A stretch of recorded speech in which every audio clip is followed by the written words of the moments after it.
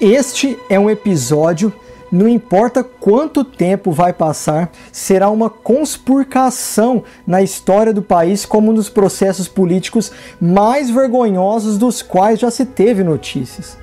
Nesse interim, vimos presidentes caírem, ditadura tomar o poder e impor um reinado de medo, tortura e subserviência, vimos revoltas populares, enorme indignação coletiva, severas crises financeiras e sociais, governos sendo irrigados com dinheiros provenientes de monumentais esquemas de corrupção, mas, mesmo assim, eu não me recordo de nada tão desonroso quanto o que foi maquiavelicamente perpetrado contra a nossa querida presidenta Dilma.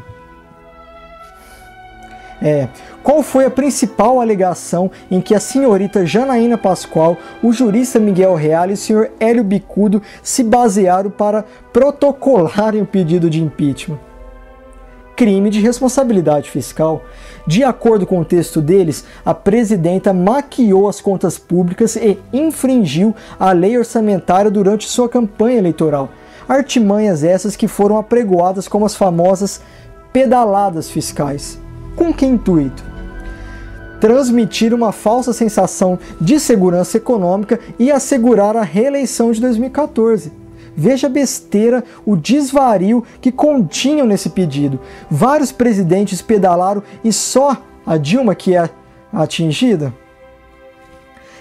Não foi através de engodos que a Dilma venceu pela segunda vez. Ela venceu porque é uma mulher de fibra, inteligente, aguerrida, cuja força política se concentra em sua personalidade dominante, centralizadora, com pouca paciência para, aqui eu abro aspas, negociações e joguinhos nada republicanos de deputados e senadores. Sabe, né? O tal do toma lá da cá. Ela não tinha interesse pelo partidarismo, o que eu acho louvável, pois isso denota independência. Ela delegou muito pouco no período em que foi ministra e ela não se importava em nomear assessores que não gozavam de popularidade no Congresso e fazia sim questão de reduzir, intervir na autonomia deles para que eles desempenhassem suas funções com eficiência. E daí?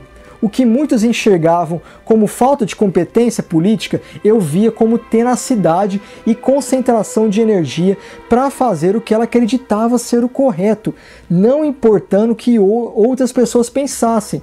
Uma vitória do seu adversário naquele tempo, que gostava de um certo pozinho branco, é necessário salientar, naquele pleito seria terrivelmente pior.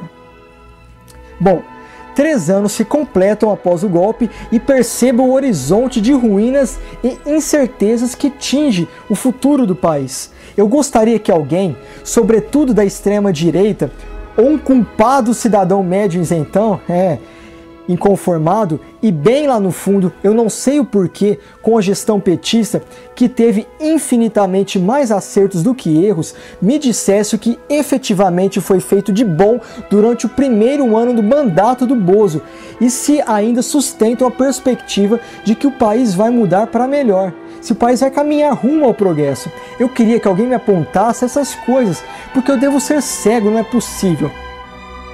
Eu vislumbro apenas o risco ao qual nossa democracia está exposta, o auspício da ascensão do fascismo, ataques vis à liberdade de expressão e opinião, a aniquilação da educação, da cultura e a extinção de importantes órgãos públicos sob o pretexto de enxugar gastos. Economia de dinheiro, Estado mínimo, na verdade é sofisma para liberal ficar bem na foto. O Estado precisa ser grande, forte, inflado, de preferência intervencionista, com uma economia planificada. Eu queria que meu companheiro Ciro estivesse aqui agora para expor os seus dados percentuais extraordinários sobre estados verdadeiramente socialistas, eficientes e de sucesso. Aí vocês iam ver. Medidas desalmadas, como a PEC do teto de gastos, a reforma trabalhista, que prometia a modernização das relações de trabalho e a geração de milhões de empregos convertidos, na verdade, em 3 milhões de desempregados atualmente. e a aprovação da assombrosa reforma da Previdência que impingirá ao trabalhador uma eterna e penosa prisão à sua jornada estafante de trabalho, faz com que o país retroceda, desça a ladeira abaixo, e isso é deveras preocupante. Bom, retomando. A presidente foi destituída do cargo por uma comissão fraudulenta e subreptícia de impeachment, liderada pelo senhor Eduardo Cunha, em retaliação aos 3 deputados do PT que não votaram por sua absolvição no Conselho de Ética, né?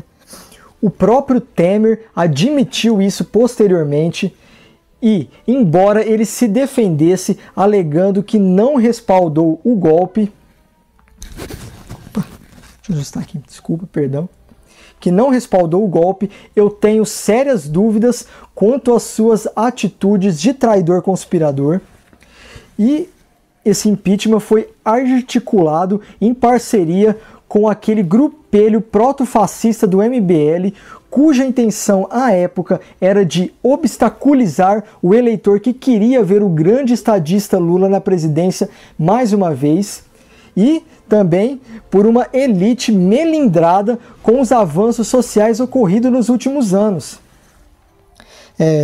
Não sei se lembram, mas o último discurso da Dilma antes de ser afastada, e se tem uma coisa que sentirei falta imensa em seu governo, é dos seus discursos que eu adorava e que são assim, indescritíveis, né? É que ela pressagiou que o que estava em jogo com todo aquele processo embusteiro eram as conquistas dos 13 anos anteriores.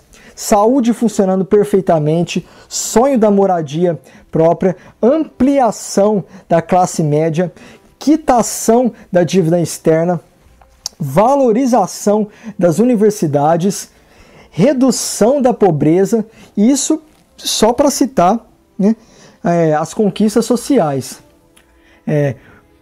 O Lula, e só ele, por exemplo, tirou milhões da miséria, e ele nem tinha o péssimo hábito de viajar o mundo inventando números sobre mazelas periféricas só porque parecia bonito lá fora.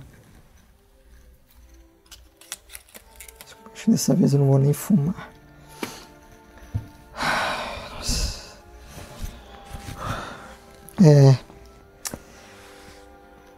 Eu temo, e sim, bastante pelo futuro do meu país.